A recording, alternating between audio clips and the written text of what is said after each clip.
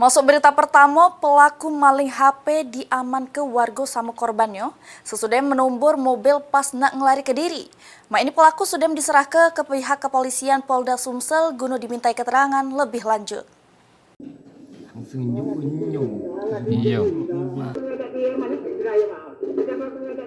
Aksi nekat yang berujung apes sesudah menipu maling HP punya sopir truk di kawasan KM 12 Palembang pada Sabtu sore. Pelaku yang sempat acak-acak kenal sama bos korban akhirnya diamankan warga sesudah menumbur mobil yang lagi ngantri BBM. Ini pelaku sudah diserah ke korban ke Ditreskrimum Polda Sumsel guna dimintai keterangan lebih lanjut. Menurut keterangan korban, kejadian bermula pas korban lagi ngantri untuk ngisi BBM, tiba-tiba didatangi pelaku ngaku kenal dengan bos korban. Alasan kenal nak nitip ke amplop, sehingga nyuruh korban nelpon bosnya.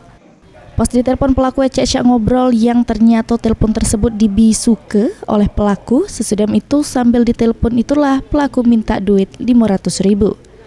Korban yang percaya karena pelaku ngomong diperintah bosnya langsung nganjuk duit 500.000 ke pelaku. Pas duit sudah diinjuk, pelaku langsung tancap gas sembawa duit sama HP korban. Sehingga korban bebas pelaku, beruntungnya pelaku pas berlari nomor mobil yang ngantri BBM sehingga langsung diamankan, sehingga langsung dibawa ke Polda Sumsel. Modusnya amplop pak, amplop untuk bos. Terus? Ya, dia minta duit cash 500.000. Terus sudah dikasih duit 500.000, dia langsung lari ke HP.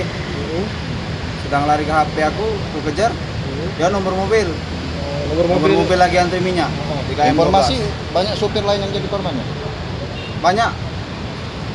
Ini ada kalau sopirnya. Sebelumnya kita kenal nggak dengan pelaku? Tidak kenal.